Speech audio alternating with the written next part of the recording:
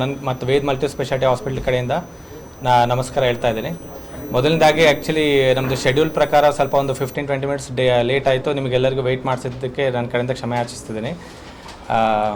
ಮೇನಾಗಿ ಇವತ್ತು ನಾವು ಇದು ಪ್ರೆಸ್ ಮೀಟ್ ಆರ್ಗನೈಸ್ ಮಾಡಿದ್ದಕ್ಕೆ ಒಂದು ಮೇನ್ ಉದ್ದೇಶ ಏನಂತಂದರೆ, ನಮ್ಮ ಆಸ್ಪತ್ರೆ ಇವಾಗ ಶುರುವಾಗಿ 3 ಮಂತ್ಸ್ ಆಯಿತು. ಇದರಲ್ಲಿ ಒಂದು ಅಪರೂಪವಾದಂಥ ಒಂದು ತುಂಬ ಡಿಫಿಕಲ್ಟ್ ಆದಂಥ ಕ್ಲಿಷ್ಟಕರ ಆದಂಥ ಒಂದು ಸರ್ಜರಿಯನ್ನು ನಾವು ಮಾಡಿದ್ದೀವಿ. ಮಾಡಿ ಆ ಪೇಷಂಟಿಗೆ ಸಕ್ಸಸ್ಫುಲ್ಲಾಗಿ ಟ್ರೀಟ್ ಮಾಡಿ ಮನೆಗೆ ಕಳಿಸಿದ್ವಿ. ಅದು ನಮ್ಮ ಇಲ್ಲಿ ಗುಲ್ಬರ್ಗದ ಎಲ್ಲ ಜನರಿಗೂ ಮತ್ತು ಸುತ್ತಮುತ್ತ ಎಲ್ಲ ಜನರಿಗೂ ಅದ್ರ ಬಗ್ಗೆ ಮಾಹಿತಿ ತಿಳಿಸ್ಬೇಕು. ಮತ್ತು ಇಂಥ ದೊಡ್ಡ ದೊಡ್ಡ ಸರ್ಜರೀಸು ನಾವು ಈ ಗುಲ್ಬರ್ಗದಲ್ಲಿ ಕಲ್ಯಾಣ ಕರ್ನಾಟಕ ರೀಜನಲ್ಲೂ ನಾವು ಇನ್ನೂ ಮಾಡ್ತಾ ಇದ್ದೀವಿ ಅಂತ ತಿಳಿಸ್ಲಿಕ್ಕೆ ಸಲುವಾಗಿ ನಾವು ಈ ಪ್ರೆಸ್ ಮೀಟನ್ನು ಆರ್ಗನೈಸ್ ಮಾಡಿಸಿದ್ವಿ ನಮ್ಮ ಟೀಮ್ ಕಡೆಯಿಂದ. ಮೇನಾಗಿ ಏನಂದರೆ, ನಮ್ಮ ಹತ್ರ ಒಬ್ಬ ಹುಡುಗ ಏನಂತಂದರೆ ಅವರಿಗೆ ಕಾಲಿಗೆ ನೋವಾಗ್ತಾ ಇದೆ ಅಂತ ಬಂದು ನಮಗೆ ಭೇಟಿ ಮಾಡಿದರು. ಅದು ನಾವು ಸ್ಕ್ಯಾನು ಮತ್ತು ರಿಪೋರ್ಟ್ಸ್ ಎಲ್ಲ ಚೆಕ್ ಮಾಡಿದಾಗ ಕಾಲಿನಲ್ಲಿ ಬೋನ್ ಟ್ಯೂಮರ್ ಆಗಿತ್ತು. ಬೋನ್ ಟ್ಯೂಮರಿಗೆ ನಮ್ಮ ಹತ್ರ 2 ಥರ ಟ್ರೀಟ್ಮೆಂಟ್ ಇರ್ತದೆ. ಒಂದು ಏನಂತಂದರೆ, ಅದು ಎಷ್ಟಾಗಿರುತ್ತೋ ಅದು ಟ್ಯೂಮರ್ ಆಗಿರೋ ಪಾರ್ಟನ್ನು ತೆಗೆದುಬಿಟ್ಟು ಅಲ್ಲಿಗೆ ಬೇರೆ ಏನಾದರೂ ಮೂಳೆ ಕೂರಿಸೋದು. ಅದು ಏನೇನು ಆಪ್ಷನ್ಸ್ ಇದೆ ಅದು ನಾವು ತಿಳಿಸಿದ್ವಿ ಅವರಿಗೆ. ಬಟ್ ಅವರು ಟ್ರೀಟ್ಮೆಂಟಿಗೆ ನೋಡೋಣ ಅಂತ ಬೇರೆ ಕಡೆ ಎಲ್ಲ ವಿಚಾರಿಸಿದಾಗ ಈ ಥರ ಟ್ರೀಟ್ಮೆಂಟ್ ಇಲ್ಲಿ ಗುಲ್ಬರ್ಗದಲ್ಲಿ ಆಗಲ್ಲ, ನೀವು ದೊಡ್ಡ ಸಿಟಿಗೆ ಹೋಗಬೇಕು ಅಂತೆಲ್ಲ ಅವ್ರಿಗೆ ಕನ್ವೆ ಮಾಡಿದರು. ಸೊ ಅದಾಗಿ ಮತ್ತು ಅವರ ದುರದೃಷ್ಟವತ್ತಿಂದ ಏನಾಯಿತು ಅಂದರೆ, ಮಳೆ ಬಂದಿದ್ದ ಕಾರಣ ಕಾಲಿ ಜಾರಿ ಬಿದ್ದುಬಿಟ್ಟು ಆ ಟ್ಯೂಮರ್ ಜಾಗದಲ್ಲಿ ಫ್ರ್ಯಾಕ್ಚರ್ ಆಯಿತು. ಅದು ಫ್ರ್ಯಾಕ್ಚರ್ ಆದಮೇಲೆ ಅದು ಬರೀ ಟ್ಯೂಮರನ್ನು ತೆಗೆಯುವಂಥದ್ದು ಏನು ನಮಗೆ ಆಪ್ಷನ್ ಇತ್ತು, ಆಪ್ಷನ್ ಇಳ್ದಂಗೆ ಆಯಿತು.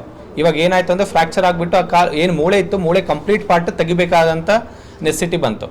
ಈ ಥರದ್ದು ಸರ್ಜರಿ ಇಲ್ಲಿ ಯಾರೂ ಮಾಡಲ್ಲ. ಇದಕ್ಕೆ ಅಂತ ಸ್ಪೆಸಿಫಿಕ್ ಆಗಿ ಅಂತ ಆಂಕೋ ಡಿಪಾರ್ಟ್ಮೆಂಟ್ ಇರುವಂಥ ಮೆಟ್ರೋ ಸಿಟೀಸ್ನಲ್ಲಿ ದೊಡ್ಡ ದೊಡ್ಡ ಕಾರ್ಪೊರೇಟ್ ಹಾಸ್ಪಿಟಲ್ಸ್ನಲ್ಲಿ ಮಾತ್ರ ಈ ಥರ ಆಪ್ರೇಷನ್ಸ್ ಮಾಡ್ತಾರೆ. ಸೊ ಅವರು ಮತ್ತೆ ನಮಗೆ ಬಂದು ಕೇಳಿದರು, ಸರ್ ಅಷ್ಟು ದೊಡ್ಡ ಹಾಸ್ಪಿಟ್ಲಿಗೆ ನಮಗೆ ಹೋಗ್ಲಿಕ್ಕೆ ಅವಕಾಶ ಇಲ್ಲ, ಸೊ ಇಲ್ಲೇನಾದರೂ ನೀವು ಮಾಡ್ಕೊಳ್ಲಿಕ್ಕೆ ಆಗುತ್ತಾ ಅಂತ.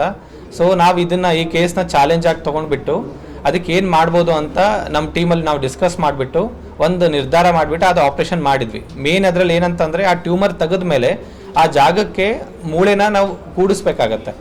ಅಷ್ಟು ದೊಡ್ಡ ಮೂಳೆ ನಾವು ಅವ್ರ ದೇಹದಿಂದನೇ ಬೇರೆ ಕಡೆಯಿಂದ ತೆಗೆದು ಕೂಡಿಸ್ಲಿಕ್ಕಾಗಲ್ಲ. ಮತ್ತು ಜಾಯಿಂಟಿಂದ ಮೂಳೆ ಏನಂತಂದರೆ ಅದು ನಾರ್ಮಲ್ ಮೂಳೆ ಥರ ಇರಲ್ಲ. ಸೊ ಅದಕ್ಕೋಸ್ಕರ ಮಂಗಳೂರಿನಿಂದ ಮೂಳೆ ಕಸಿಯನ್ನು ತರಿಸಿದ್ವಿ ನಾವು. ಅದಕ್ಕೆ ಅಲೋಗ್ರಾಫ್ಟ್ ಅಂತ ಕರಿತೀವಿ. ಆ ಮೂಳೆ ಕಸಿಯನ್ನು ತರಿಸಿ ಆ ಟ್ಯೂಮರನ್ನ, ಬೋನ್ ಟ್ಯೂಮರ್ನ ಮೂಳೆಗಡ್ಡೆನ ತೆಗೆದುಬಿಟ್ಟು ಆ ಮೂಳೆ ಕಸಿನ ಅಲ್ಲಿ ಕೂರಿಸಿ ಪ್ಲೇಟಿಂದ ಕೂರಿಸಿ ಸಕ್ಸಸ್ಫುಲ್ಲಾಗಿ ಅದು ಆಪ್ರೇಷನ್ ಮಾಡಿದ್ದೀವಿ.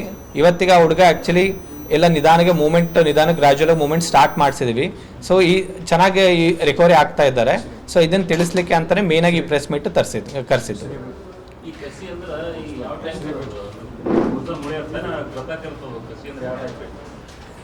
ಕಸಿ ಅಂತಂದರೆ, ಇವಾಗ ನಾರ್ಮಲಾಗಿ ಏನಂತಂದರೆ, ನಮ್ಮ ದೇಹದಲ್ಲಿ ಯಾವುದೇ ಪಾರ್ಟ್ ಇರಲಿಲ್ಲ ಅಂತಂದರೆ ಬೇರೆಯವ್ರ ದೇಹದಿಂದ ನಾವು ತೆಗೆದು ಹಾಕೋದಕ್ಕೆ ಕಸಿ ಅಂತ ಕರಿತೀವಿ.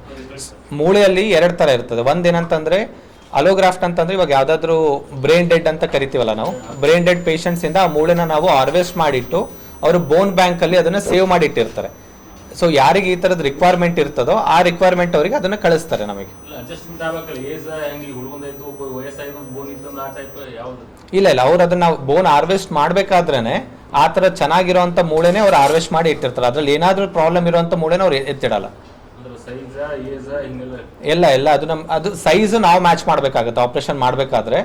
ಸೊ ಬಟ್ ಅದೆಲ್ಲ ಪ್ರಾಪರಾಗಿ ಚೆನ್ನಾಗಿರೋ ಮೂಳೆನೇ ತೆಗೆದಿಟ್ಟಿರ್ತಾರೆ ಅವರು. ಯಾರು? ಮಂಜುನಾಥ್ 27 ವರ್ಷ. ಹಾಂ, 29, 29 ವರ್ಷ. ಹಾಂ, 29 ವರ್ಷ ಯುವಕ. ಹಾಂ, ಬೆಂಗಳೂರಲ್ಲಿದೆ, ಮಂಗಳೂರಲ್ಲಿದೆ.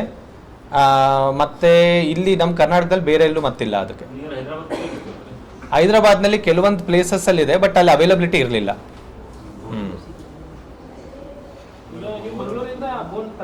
ಬೋನ್ ತರಿಸಿದ್ವಿ.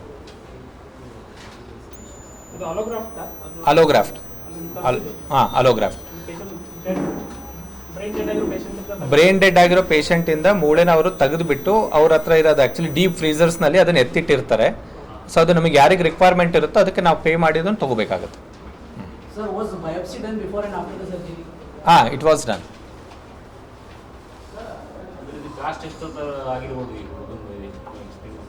ಇವಾಗ ನಾರ್ಮಲಿ ಇದು ಆಪ್ರೇಷನ್ನು ಇವಾಗ ಮೆಟ್ರೋ ಸಿಟೀಸ್ನಲ್ಲಿ ಇದಕ್ಕೆ ಮಿನಿಮಮ್ ಅಂತಂದ್ರೂ 6-7 ಲಕ್ಷ ಖರ್ಚಾಗುತ್ತೆ.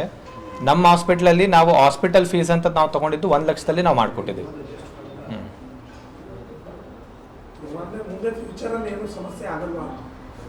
ಇವಾಗ ಏನಂದ್ರೆ ನಾವು ಅದೇನು ಸಪ್ರೇಟ್ ಅಲೋಗ್ರಾಫ್ಟ್ ಅಂತ ಹಾಕಿದೀವಿ, ಅದು ಒಂದು ನೇಟಿವ್ ಆಗಿ ಅವನ ಹತ್ರ ಇರೋ ಮೂಳೆಯಲ್ಲಿ ಅದು ಚೆನ್ನಾಗಿ ಅಂಟ್ಕೊಂತು ಅಂದರೆ ಅವನಿಗೇನು ಸಮಸ್ಯೆ ಬರಲ್ಲ,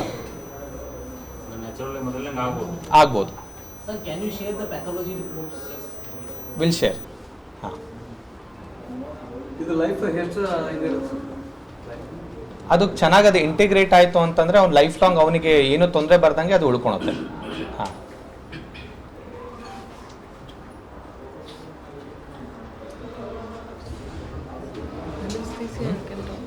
ಮೈಟ್ ಅಂತ ಹೇಳ್ತೀವಿ. ಈ ಬೆಡ್ಶೀಟ್ಸ್ ಅಲ್ಲಾಗಲಿ ಕರ್ಟನ್ಸ್ ಅಲ್ಲಾಗಲಿ ಮನೆಯಲ್ಲಿ ಯಾರಿಗೆ ಜಾಸ್ತಿ ಎಲರ್ಜಿ ಇದೆ ಅವ್ರಿಗೆ ಹೌಸ್ ಡಸ್ಟ್ ಮೈಟ್ ಎಲರ್ಜಿ ಅಂತ ಹೇಳ್ತೀವಿ. ಇಟ್ ಈಸ್ ವೆರಿ ಕಾಮನ್ ಇಲ್ಲಿ. ಅದಕ್ಕೇನು ಟ್ರೀಟ್ಮೆಂಟ್ ಇಲ್ಲ. ಇವಾಗ ಎಲ್ಲ ಪೇಷಂಟ್ಸನ್ನು ಎಲ್ಲಿ ಹೋದ್ರೇನು ನೇಸಲ್ ಸ್ಪ್ರೇ ಮತ್ತು ಟ್ಯಾಬ್ಲೆಟ್ಸ್, ಸಿಂಪ್ಟಮ್ಯಾಟಿಕ್ ಟ್ಯಾಬ್ಲೆಟ್ ತೊಗೊಂಡಿರ್ತಾರೆ. ಬಟ್ ಅದು ಹೆಂಗಂದರೆ ನಾವು ಎಷ್ಟು ದಿನ ಟ್ರೀಟ್ಮೆಂಟ್ ತೊಗೊತೀವೋ ಅಷ್ಟು ದಿನ ನೆಗಡಿ ಕಮ್ಮಿ ಇರುತ್ತೆ. ಮತ್ತೆ ನೀವು ಟ್ರೀಟ್ಮೆಂಟ್ ಸ್ಟಾಪ್ ಮಾಡಿದಾಗ ಆ್ಯಸ್ ಯೂಶುವಲ್ ಅದು ವಾಪಸ್ ಬರುತ್ತೆ. ಅದನ್ನ ನಾವು ಎಲರ್ಜಿ ಅಂತ ಹೇಳೋದು. ಅದಕ್ಕೆ ಒಂದು ಡೆಫಿನೇಟಿವ್ ಟ್ರೀಟ್ಮೆಂಟ್ ಇಮ್ಯುನೊಥೆರಪಿ ಅಂತ ಬಂದಿದೆ, ಅದು ನಾವಿಲ್ಲಿ ಮಾಡ್ತೀವಿ. ಸ್ಕಿನ್ ಪ್ರಿಕ್ ಟೆಸ್ಟ್ ನಾನೇ ಮಾಡ್ತೀನಿ ಇಲ್ಲಿ. ಸೊ ಎಲ್ಲ ಎಲರ್ಜನ್ಸ್ ಯಾವ ಥರ ಎಲರ್ಜಿ ನಿಮ್ಗಿದೆ ಅನ್ನೋದು ನೀವು ಪೇಷಂಟನ್ನ ಹೇಳ್ಬೋದು.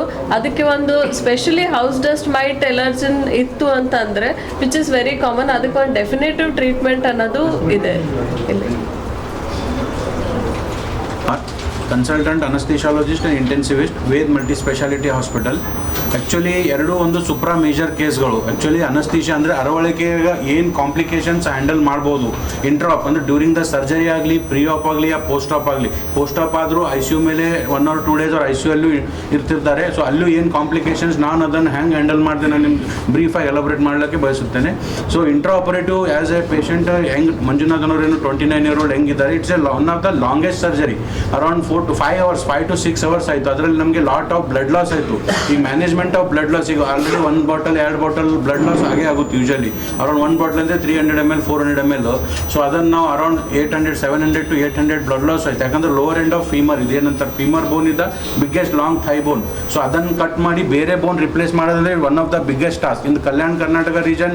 ನಾನಿಲ್ಲಿ ಆಲ್ಮೋಸ್ಟ್ 10 ವರ್ಷದಿಂದ ಇಲ್ಲಿದ್ದೀನಿ ಗುಲ್ಬರ್ಗ ಏರಿಯಾದಲ್ಲಿ. ಈ ಥರ ಆಪರೇಷನ್ ಮಾಡಿದ ಫಸ್ಟ್ ಟೈಮ್ ಇಂದ ವೇದ್ ಮಲ್ಟಿ ಸ್ಪೆಷಾಲಿಟಿ ಹಾಸ್ಪಿಟಲ್. ಯಾಕಂದರೆ ಇದು ಒಂಥರ ಬೋನ್ ಟ್ರಾನ್ಸ್ಪ್ಲಾಂಟ್ ಇದ್ದಂಗೆ. Bone to bone transplant is one of the biggest achievement ಅನ್ಬೋದು ಆ್ಯಕ್ಚುಲಿ ವೇದ್ ಹಾಸ್ಪಿಟಲಲ್ಲಿ. ಸೊ ಅದನ್ನು ದೊಡ್ಡ ಸರ್ಜರಿಯಾಗಿ ಮಾಡಿದ್ದು ನಾವು ಸಕ್ಸಸ್ ಆಗಿ ಮಾಡಿದ್ದೀವಿ ಅಂತ ಹೆಮ್ಮೆ, ನಮಗೂ ಕೂಡ ಹೆಮ್ಮೆ.